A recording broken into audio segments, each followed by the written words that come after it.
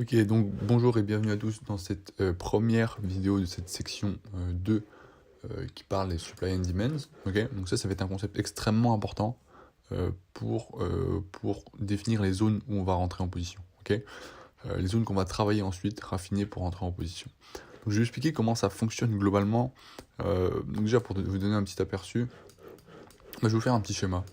C'est plus simple pour comprendre comment ça se passe d'un point de vue institutionnel euh, pour refermer les ordres. Vous allez comprendre très rapidement comment ça fonctionne. Ok, donc le prix, comme vous savez, si vous avez regardé mes vidéos YouTube gratuites, eh ben, le prix, il va devoir manipuler. Ok, il va être manipulé pour pouvoir créer un mouvement aussi. Ok, donc le prix va être manipulé parce qu'ils n'auront pas forcément assez de liquidité pour poser un énorme ordre. Ok, par exemple, on va donner un exemple.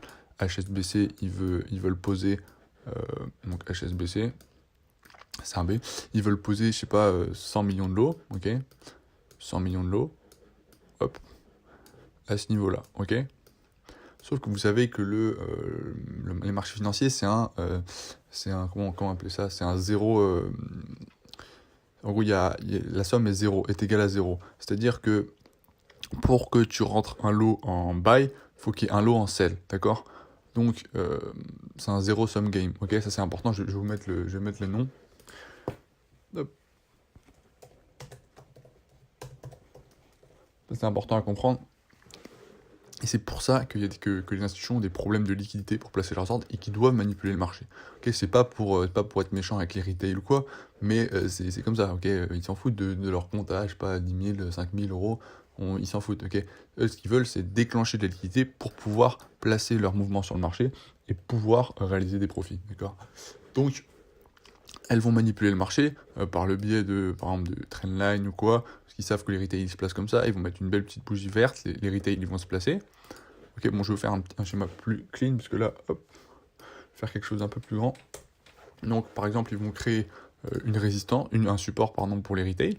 Ok, donc là, ils vont se placer là, avec une bougie verte et un petit rejet de la ligne, enfin du support pour les retail. Donc les retail, ils vont se placer ici, ok. Hop, avec un SL juste en dessous donc du support. Et qu'est-ce que les institutions elles vont faire pour justement déclencher la liquidité? Elles savent qu'elles créent ce setup parfait pour les retail, hein, parce que les retail adorent ces setups de support, rejection, etc. pour se placer. Donc qu'est-ce qui va se passer? Ici, elles veulent créer de la liquidité, par exemple, ils ont que 80 millions de lots de disponibles, mais eux, ils veulent en placer 100, donc ils vont devoir en créer, ok? Mais comment on en crée? Bah, c'est en induisant les retail, enfin, les petites institutions, etc., qui n'ont pas les connaissances de HSBC, etc., pour les induire en erreur et récupérer leur liquidité pour placer leur ordre. Donc ils vont créer, par exemple s'ils veulent placer 100, ils vont créer ces 20 millions de lots par le biais de stop loss, ok, des retail. Donc qu'est-ce qui va se passer? Hop, le prix, il va leur donner leur setup, ils vont rentrer, et là, boum, ils sont tous liquidés. Et au moment où ils sont liquidés, les 20 millions de lots sont créés. Ou un peu plus, ou voilà, ça dépend. Et donc à partir de ce moment-là, une fois qu'il y aura assez d'équité disponible, ils vont pouvoir placer leur ordre. Okay, ils vont pas le placer d'un coup, hein. Ils vont le placer petit à petit, tout au long du mouvement aussi. Sauf que qu'est-ce qui se passe? Maintenant que je vous ai expliqué ça, qu'est-ce qui s'est passé pour manipuler les lots? Je vais enlever tout ça, comme ça sera plus clean.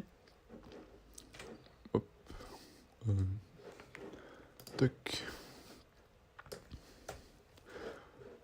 Toc, je vais vous montrer maintenant, ça va faire sens. Non, c'est de la logique, hein, vous allez comprendre.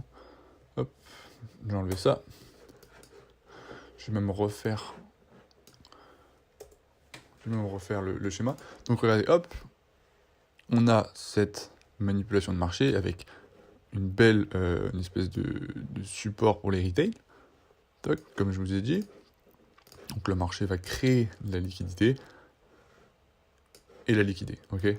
Donc là, à partir de ce moment-là, il y a de la liquidité qui est créée. Et ensuite, le marché va pouvoir aller plus haut. Sauf que maintenant, on va décomposer chaque mouvement. Qu'est-ce qui se passe? Bah, les institutions, qu'est-ce qu'elles vont faire? Ici, elles vont, pour faire chuter le marché et le manipuler, ici, à cet endroit précis. Donc ici, elles vont buy. Ah ouais, mince. Hop, le stop. Bon. En gros, elles mettent pas de stop loss parce qu'elles ont l'argent entre guillemets illimité, parce qu'en fait, elles vont revenir fermer l'ordre. C'est le principe même de ce que je vais vous expliquer. Donc hop, donc elles buy, elles buy, elles buy. Ensuite, qu'est-ce qu'elles vont faire? Ici, pour faire chuter le marché, elles vont le sell. Elles vont mettre des millions d'ordres. Bon, je vais pas en mettre des millions et des millions parce que ce serait illisible, mais vous avez compris le principe. Sauf qu'à la fin, qu'est-ce qu'elles vont faire? Ici, pour faire ce dernier mouvement, elles vont vendre. Elles vont vendre massivement, ok? Tout au long de ce petit mouvement baissier, elles vont vendre pour faire chuter le marché. Je vais mettre juste un ordre, comme ça ce sera plus clean sur le graphique. Hop. Hop, voilà. Donc je vais mettre qu'un ordre. Donc ici, elles vont vendre, ok? Elles vont vendre massivement pour faire chuter. Oula, hop. Série s'est déclenchée. Peu importe. Hop. Et donc, ici, elles vont vendre. Sauf que eux, ce qu'elles ont en tête, c'est de faire monter le marché. Une fois qu'elles ont la liquidité, elles vont buy en bas pour faire monter le marché. Donc ici, elles mettent un buy, d'accord? Hop. Et qu'est-ce qui se passe à ce moment-là? C'est que, comme vous le voyez, elles ont un buy et un sell. Sauf que le marché, il monte. Donc ce sell, enfin ces sell, parce que là, ils ont vendu un paquet de fois, et bah ils vont être en négatif, vous voyez bien. Ici, ça va être en négatif. Donc qu'est-ce qui va se passer? Une fois que donc le buy sera en positif, je sais pas, ici par exemple, on va dire sur le buy, elles sont à plus, je sais pas, 100 millions, on va dire. Hop, elles sont à plus 100 millions. Et sur le sell, donc je vais matérialiser en rouge, ce sera plus simple. Sur le sell, elles sont à moins, on va dire, moins 100 millions. Ok? Et ben, qu'est-ce qu'elles vont faire? Elles veulent pas perdre l'argent. Donc qu'est-ce qu'elles vont faire? Elles vont prendre des profits, une partie de leurs profits. Il faut que je mette en bleu, hop. Elles vont prendre une partie de leurs profits en haut du mouvement, ce qui va faire chuter le marché. Et elles veulent faire quoi? Elles vont refermer cet ordre à break-even, ok? Là, il est en négatif. L'ordre, il est tout le temps, il est toujours en cours, hein. Donc là, il commence à prendre des profits, un peu de profit, hop, ils vont faire chuter le marché, revenir où? À break-even, parce que cet ordre, comme je vous l'ai dit, il est encore, voilà, c'est comme si c'était comme ça. Ils vont refermer cet ordre à break-even. Donc ils vont venir là. Ils ne sont pas obligés de venir ici, hein. Ils peuvent venir partout dans cette zone, mais pas en dessous. Parce que s'ils vont en dessous, cet ordre-là sera en négatif. Ok? Donc ils vont revenir dans cette dernière manipulation de marché, dans ce dernier sell avant le buy. Ça, c'est très important à comprendre. Une institution, elle ne fait pas juste buy, elle doit sell avant buy. Créer de la liquidité avant d'injecter sur le marché. D'accord? Et ensuite, donc, elles vont devoir refermer l'ordre. Hop, donc ça, c'est le principe même des demand et des supply zones. Et c'est pour ça que sur le marché, vous voyez ce que les gens appellent des impulsions, des corrections, des impulsions, des corrections. Cette correction, en fait, c'est juste refermer un ordre perdant, d'accord? Mais c'est logique. À chaque fois qu'elles veulent faire bouger le marché, elles ont un ordre perdant, enfin des ordres perdants et des ordres gagnants. Et ces ordres perdants qui sont ici, qui permettent de déclencher la liquidité, eh ben, ils vont devoir les refermer. Donc une fois qu'ils sont revenus là, ou à l'intérieur, hein, parce qu'ils vont revenir à l'intérieur, par exemple, à la moitié, parce qu'ici, il y a des ordres vendeurs, ici, il y en a aussi. Okay. Tout au long, il y a des ordres vendeurs. Donc parfois, ils vont revenir aux 50%, mais en tout cas, ce qui est sûr, c'est qu'ils reviennent à l'intérieur, refermer ces ordres, ok. Et ensuite, une fois que ces ordres sont refermés, donc là, ils sont à moins 0 $, donc on va dire, hop. Donc ici, on n'est plus à moins 100 millions, ils ferment à break-even. Ici, ils ont pris des profits, on va dire, ils ont pris, je sais pas, 20 millions. Toc. Ici, ils ont pris 20 millions, on va dire. Donc là, l'ordre, il est toujours en cours. Là, ils ont refermé leur ordre, et ensuite, ils vont pousser le marché plus haut, ok? Et qu'est-ce qui se passe? Pour faire chuter ce marché, ici, si on zoomait, bon, je vais enlever tout ça, parce que ce sera plus propre. Hop. Donc maintenant, regardez, pour faire, ça se répète en fait encore et encore. Pourquoi? Parce que ici, ils n'avaient pas forcément assez de liquidité, donc ici, qu'est-ce qu'ils ont fait? Ils ont manipulé le marché, ok? Ça, on le verra dans la section 3, comment ils manipulent le marché, comment analyser ces manipulations. Mais regardez, ici, il y a la même chose, ok? Il y a une création de support ou de trendline, etc. La liquidité juste en dessous. On vient les liquider, boum, le marché, il monte. Sauf qu'ici, les ordres sont négatifs, donc ils vont revenir encore Voilà. Et qu'est-ce qui va se passer? Ils vont revenir fermer l'ordre. Qu'est-ce qui va se passer? Hop. Qu'est-ce qui va se passer? Et ben, le prix va revenir fermer l'ordre. Il va revenir à l'intérieur. Ok. Il va revenir à l'intérieur. Donc souvent, bon après je vous montrerai comment on repère, on raffine pour que la zone soit la plus petite possible d'intervention. Donc là on va rentrer, c'est là où ils vont refermer l'ordre avant de pousser le marché plus haut. Donc on sait qu'ils veulent pousser le marché plus haut grâce aux structures, et on sait pourquoi et comment grâce au supply and demand zone. Donc là, notre zone, on va mettre une zone assez large comme ça, hop. Donc on sait qu'ils vont revenir là-dedans pour refermer l'ordre, au minimum. Donc nous, hop, qu'est-ce qu'on va faire? On va intervenir à l'intérieur. Dans la section 3, vous verrez comment on intervient à l'intérieur grâce aux manipulations de marché, etc. pour rentrer en position nous-mêmes. Mais en gros, ce qu'il faut comprendre dans cette section, c'est qu'ils reviennent refermer l'ordre, hop, et ensuite ils repartent en haut. Encore une fois, c'est la même chose. Là, ils referment à break-even, parce que là, ils ont, comme je vous l'ai dit, on va supprimer ça, hop. Parce que cet ordre, du coup, il dégage, parce qu'il le referme à break-even, donc ils sortent. Hop, ici, c'était pareil. Comme vous voyez, ici, ils ont sell tout au long, avant de buy. Donc cet ordre en positif, ils prennent des profits à ce niveau-là. Le marché chute, ils manipulent un petit peu. Hop, et hop, qu'est-ce qu'ils font? Ils referment leur ordre qui est en négatif ici. D'accord? Et ça va se passer tant que la structure elle tient. Donc regardez, une fois que le marché a repoussé vers le haut, hop, on sait qu'ils vont revenir ici. Pourquoi faire? Pour refermer leur ordre perdant. Donc qu'est-ce qui se passe? Hop, on revient là. Et ensuite, le marché va faire ça jusqu'à ce qu'on break la structure. Et ensuite, ça se passera de la même manière dans l'autre sens. Ok, ils vont revenir fermer leurs ordres perdants ici, à l'intérieur, avant de pousser le marché plus bas. Et ici, il y a quoi? Il y a encore des ordres perdants pour manipuler le marché qui vont venir refermer. D'accord? Donc maintenant, la partie théorique, je pense, elle est plutôt comprise, claire. Si vous n'avez pas compris, n'hésitez pas à revoir la vidéo. Mais de toute façon, là, je vais vous montrer. Excusez-moi, je vais vous montrer sur le graphique comment ça fonctionne, et ça fera peut-être plus sens dans votre tête. Voilà. Donc là, on est en monthly, mais ça marche sur toutes les time frames. Sur du 1 minute, c'est les mêmes principes qui fonctionnent partout. Ok? Donc ensuite, on imbriquera toutes les time frames ensemble pour avoir les entrées les plus raffinées possibles. Ok? Et finir avec une entrée par exemple en 15 secondes si vous voulez rentrer en 15 secondes, ou même en 1 seconde, ou en 15 minutes comme vous voulez, et choper des mouvements dans des time frames supérieurs. D'accord? Puisqu'on sait ce que veulent faire les institutions. Ok? Donc regardez, on va regarder là. Hop. Le marché est baissier ici, comme vous pouvez le voir. Hop. Le marché fait une correction, on va dire. Hop. Et ensuite, on break. Donc là, on est bearish, ok? On est d'accord? Et à partir de ce moment-là, qu'est-ce qu'on devient? On devient bullish, ok? Donc, qu'est-ce qui se passe? Ça, c'est quoi? Ça, c'est que des ordres perdants pour manipuler le marché. On est d'accord? Donc là, ils ont sell tout au long. Tout au long de là, ils ont sell, ok? Ils ont vendu avant d'acheter. Donc tous ces ordres-là, ils sont négatifs. Pas tous, parce qu'ils ont pris des profits à l'intérieur, mais il reste des ordres ici qui sont en négatif. Ok? Donc quand le marché est à ce niveau-là, qu'est-ce qu'ils vont faire? Ils vont revenir.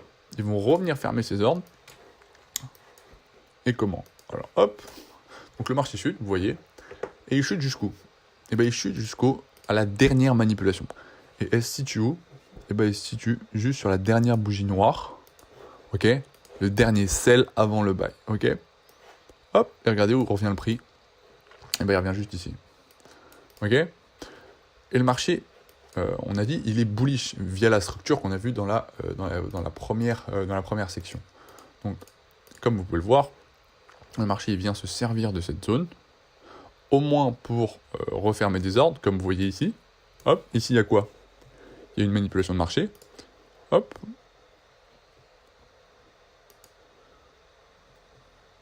Toc. Le marché revient où? Dedans. Pourquoi faire? Pour refermer ses ordres, potentiellement distribuer et accumuler des positions, remanipuler, etc.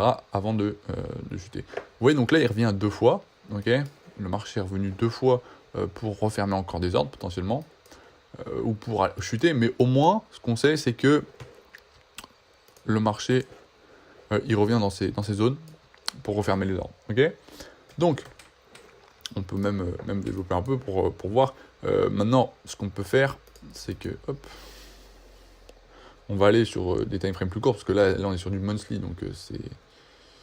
Hop, on peut aller sur du H4 par exemple, et je vais vous montrer, c'est exactement pareil. Donc le prix, vous allez voir, il revient à chaque fois sur des zones des dernières manipulations avant le buy. Regardez ici, hop,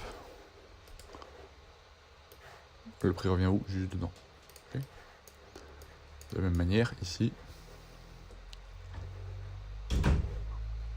hop, vous prenez la dernière bougie noire, donc le dernier sell avant le buy, hop, le prix revient dedans. Okay. C'est comme ça qu'on va définir nos zones avant de rentrer. Par exemple, ici, vous voyez, le prix a commencé à manipuler. Donc ici, il savait qu'il voulait faire un run haussier.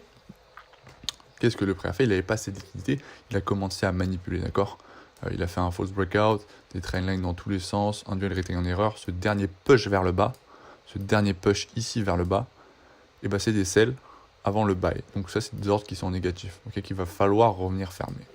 Après, je vous expliquerai avec la mitigation comment on repère les ordres qui sont encore en cours ou ceux qui n'y sont pas encore chez les institutions. Mais voilà, ok, c'est globalement ce qu'il faut comprendre. Je peux même aller sur du 15 secondes juste pour vous montrer à quel point ça se répète encore et encore dans tous les sens. Hop, je vais vous montrer ça. Hop, regardez, le prix ici, il revient où? Tac, il revient sur cette mèche, d'accord? Enfin, sur cette dernier buy avant le sell. Si on descend en time frame, ici en réalité c'est un, vous voyez ici le prix il monte. Regardez juste cette petite mèche, elle revient où? Elle revient sur cette dernière manipulation de marché. Ok? Enfin, sur celle-là, parce que là tout ça c'est un buy. Ok? Là vous voyez du gap, mais c'est un buy. Okay. Le prix referme l'ordre ici, il chute et il revient où? Dans cette dernière manipulation. Hop. Et c'est ça encore et encore et encore, ok? Regardez, hop, le prix même ici, regardez, il revient où? Eh bien, il revient refermer cet ordre qui vient lui-même refermer cette dernière manipulation, ok? Hop. Tac, vous voyez? Et ça, c'est encore et encore et encore, partout, chaque seconde, chaque minute, sur le marché, en fonction du biais que vous avez décidé. C'est extrêmement intéressant, ok? Regardez, même là, regardez ce qui vient de se passer, hop. Le marché, il a manipulé un petit peu. Toc. Le prix revient où? Dans ce dernier buy avant le sell. Ok. Alors là, c'est une bougie noire, mais en réalité, il y a une bougie bleue. Parce que ça, hop, il y a un gap. Donc voilà, en réalité, parce qu'on est sur des très petits time frame, je rappelle. Donc voilà, regardez, le prix, il vient refermer ses derniers ordres d'acheteurs avant de chuter. Ok. Après avoir manipulé, regardez, là, il y a des buy partout dans cette zone ici, ok, le marché buy, et ensuite le marché il vend, ok, il vend à partir de là, donc ces ordres là ils sont négatifs, ils reviennent faire un break-even, et ensuite le marché chute, ok. Regardez, hop, même là, regardez, la wick elle vient où? C'est cette mèche, pardon, excusez-moi, cette mèche elle vient où? Elle vient sur cette dernière up avant le down, ok, avant le down, ok, donc voilà. Hop, donc entraînez-vous, allez sur les graphiques, essayez de repérer tout ça, définir vos zones, ok. Vous allez, je sais pas, sur n'importe quelle paire, ce que vous voulez, même sur du Bitcoin, ce que vous voulez, on va aller sur du, je sais pas, du paire GBP, par exemple, je m'en fous, voilà, par exemple. Vous allez, je sais pas, sur n'importe quel time frame que vous voulez, et vous entraînez à définir ces zones. Ok, donc là, j'ai une analyse. Bah voilà, regardez, hop, pourquoi j'attends le prix revenir là? J'attends le prix revenir là en monthly, je crois. Weekly peut-être. Voilà, regardez, hop, on a ce dernier down avant le up. Donc ce qu'on attend, c'est que le prix revienne ici, fermer ses derniers ordres négatifs. Ce qui est fait, regardez, le prix est revenu. Je l'avais raffiné mon ordre, mais voilà. Je vais raffiner, pardon, ma zone.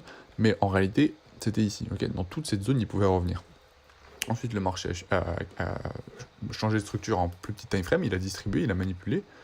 Regardez, là, ici, il y a du wick-off qu'on verra dans la section 3. Les lots ont été manipulés, etc. On a créé de la liquidité. Et où sont les derniers ordres qui restent? Les ordres qui restent sont là-dedans. Okay, Ici, c'est les derniers ordres vendeurs avant le up. Donc ça doit être refermé. Tôt ou tard, il reviendra refermer ses ordres. Parce qu'il ne va pas les laisser en négatif toute la vie. Ok, il ne veut pas perdre cet argent. Donc, boum, le prix va devoir revenir dans cette zone. Ok, hop. Donc là, ok, bon, bah, il n'est pas encore revenu. Mais ce que je vais attendre, c'est que le prix revienne à l'intérieur. Bon, là, on est sur du H4, hein, mais moi, après, j'analyserai dans les plus petits time frames. Je raffinerai tout en petits time frames pour pouvoir avoir une entrée la plus chirurgicale possible.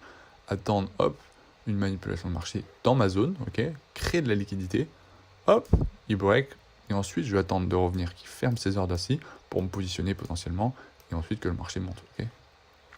Et je pourrais rentrer along the way, tout au long de son mouvement haussier, s'il le fait. Regardez, hop, ici, je pourrais rentrer ici, parce que je sais qu'il va refermer les ordres, hop, à l'intérieur de là, en raffinant bien évidemment. Ok, donc ça, vous verrez dans les 2-3 prochaines vidéos comment on raffine ces entrées, hop, enfin ces zones, excusez-moi. Ok, donc regardez ici pareil, hein. On peut analyser ce mouvement là, regardez, hop, le prix revient où? Tac. Donc le prix il est bullish, on va prendre à partir de ce niveau là. Ok, hop, je vais replay, ce sera plus simple. Tac. Voilà, regardez à ce niveau là. Ici il y a des mouvements, dernier mouvement baissier avant le up, c'est souvent ça. Hop, donc regardez, là le prix monte, ok, le prix commence à monter, hop. Qu'est-ce qui se passe? Ici, vous voyez par le biais de cette wick que le marché chute. Ok, si on va sur du H1, vous voyez bien qu'il va y avoir une bougie noire. Ok, des bougies noires. Pourquoi? Parce que le marché il va chuter avant d'aller plus haut.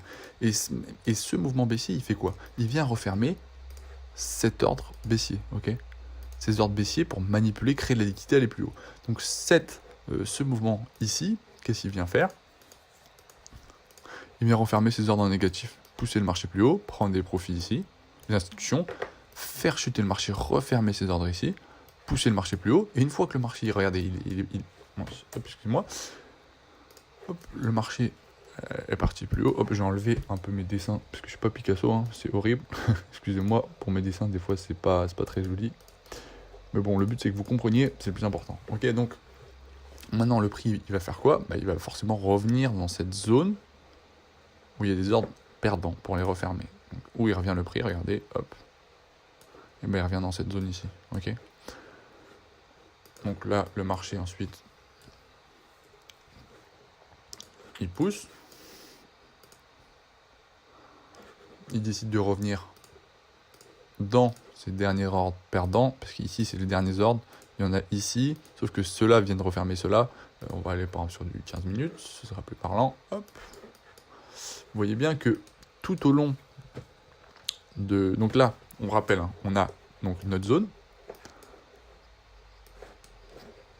Que fait le prix? Il va venir dans notre zone, fermer les ordres, manipuler. Vous voyez, là, il y a énormément de manipulation. Là, il y a des trendlines. Je vais enlever ça. Des trendlines qui sont créées dans tous les sens pour que les retails se placent. Là, potentiellement un support. Dernier mouvement, on vient liquider tout ça, créer de la liquidité, et ensuite le prix peut aller plus haut. Ok? Toc. Et donc, regardez, ce mouvement baissier ici. Donc ça, c'est des ordres perdants.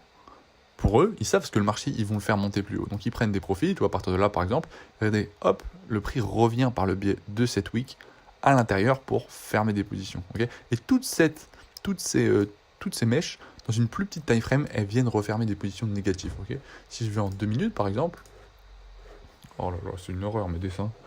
Hop, je vais enlever ça. J'espère que c'est le plus clair possible. Mais regardez où revient le prix, à chaque fois. Ici, hop. Là, le marché chute, on est d'accord? Ça, c'est des ordres perdants. Le marché casse ici. Il change de structure.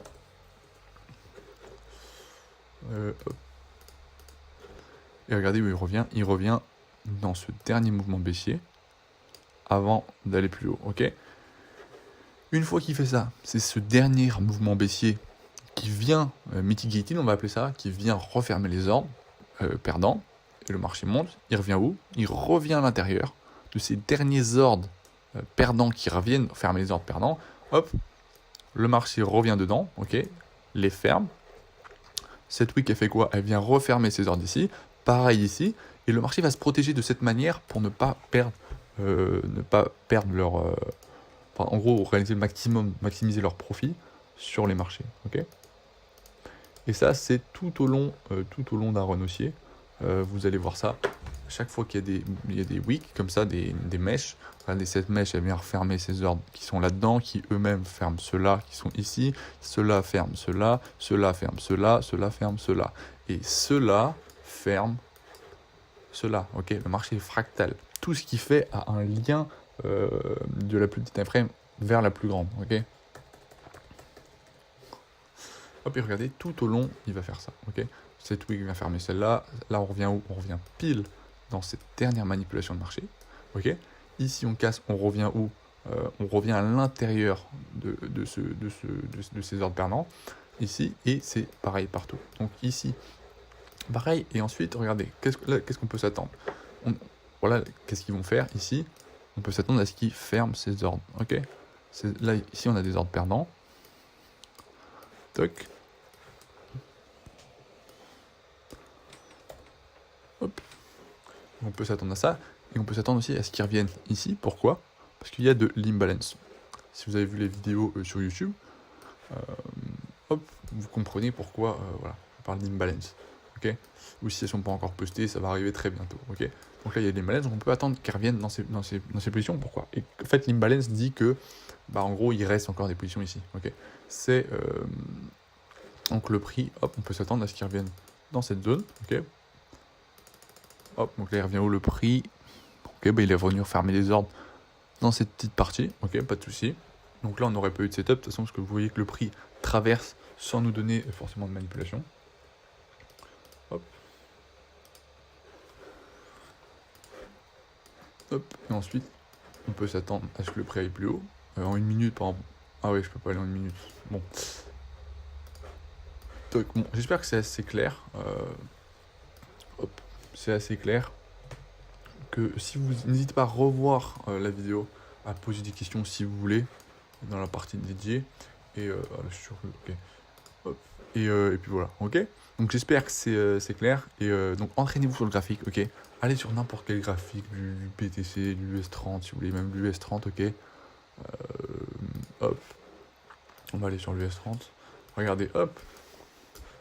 Moi j'étais rentré ici en 1 minute, 30 secondes, je sais plus.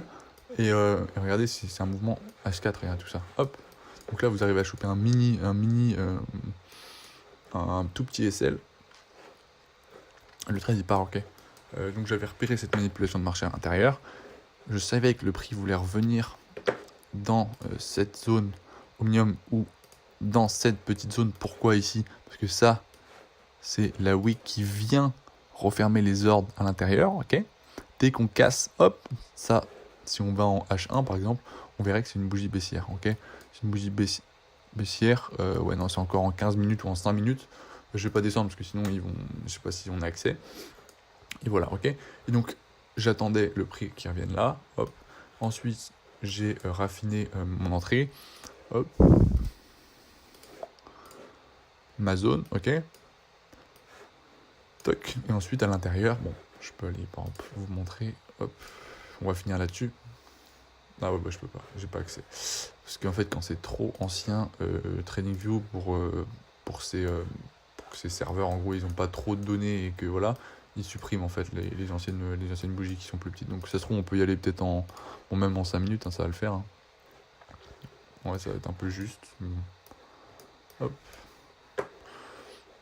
Bon bref, vous voyez que le prix il revient à chaque fois fermer des ordres, ok. Et même si je sais pas, vous ratez, par exemple vous attendez le prix revenir ici dans cette zone et le prix ne revient pas, et bah vous attendez le prochain mouvement, ok. Ici, hop, ici il vient là, en réalité, hop, en réalité il va pas revenir forcément là, mais il revient dans ses ordres généraux une fois qu'il l'aura cassé, ok. Donc à partir de ce moment là il casse la structure. Cette wick là, elle fait quoi? Et ben elle revient à l'intérieur de ses ordres.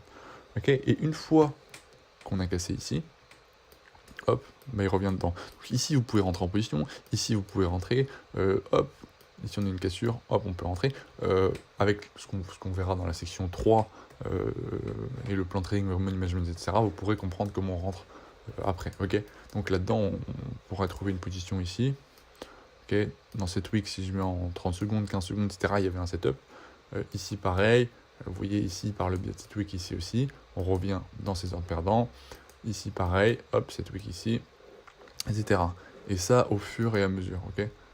Donc voilà.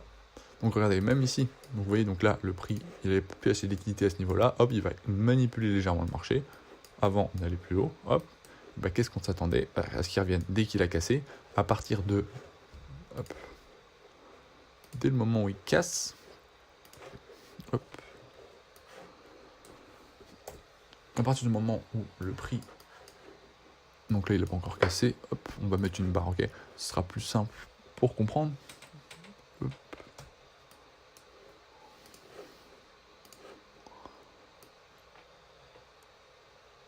Toc. Regardez, dès que le prix va casser, il va revenir pour refermer 2 ordres. Hop, donc le prix revient, il va revenir à l'intérieur. Et ce qu'on attend, c'est qu'il revienne là-dedans pour refermer au minimum des ordres qui sont là, ok. Hop, c'est fait, hop, il vient refermer des ordres. Il peut revenir plus profondément. Ici, vous voyez, il y a des ordres qui ont été refermés par ce biais-là, ok. Donc là, hop, il y a un petit peu d'imbalance ici, donc il pourrait revenir à l'intérieur. Encore une fois, il n'est pas obligé, c'est en fonction de ce que le prix nous donne, ok. Et tout ça au fur et à mesure de ce que le prix va faire, il va revenir encore et encore en refermer ses ordres, okay. Et tout ça tout au long, et c'est là qu'on va définir donc nos zones, et même si on a tort, c'est pas forcément grave. Pourquoi? Parce que si, regardez, hop, le prix il fait ça, hop, vous avez votre zone ici, on va attendre une confirmation qu'on verra dans la section 3, de comment rentrer. Si le prix traverse, bah, vous n'avez pas de confirmation, vous n'avez pas perdu, okay. Vous n'êtes pas rentré en position, donc il n'y a pas de problème. Par contre, si, ok, on va refaire le même, hop, le prix casse, toc, je vais supprimer juste ça. On a nos ordres permanents, on définit notre zone ici, toc. Ensuite, ah oui, je peux pas du coup, comme c'est pas des bougies, toc, donc on définit notre zone là, hop, c'est les derniers ordres permanents avant le up. Le prix revient dedans, et comme le marché est fractal, comme je vous le répète souvent, et bah, il va redonner pareil en dessous, toc. Et là, tu vas pouvoir remettre une zone. Donc là, tu raffines encore. Donc tu gagnes en potentiel rate reward. Pourquoi? Parce que tu vas raffiner ton potentiel stop loss. Ok. Donc ensuite, regardez le marché, qu'est-ce qu'il va faire? Et ben, il va redonner pareil. Même setup, potentiellement. Donc là, il y a encore des ordres perdants ici. Donc c'est pour ça qu'on définit notre zone. Hop, il va revenir fermer ses ordres. Il va potentiellement redonner le même setup.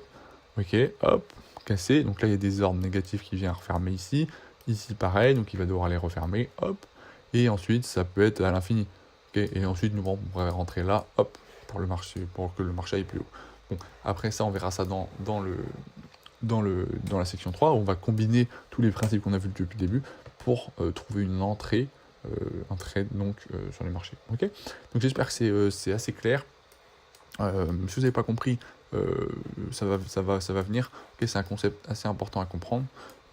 Ça peut paraître assez long, ça peut prendre un peu de temps à comprendre, mais entraînez-vous sur le graphique à refaire, et c'est comme ça que ça va rentrer, ok.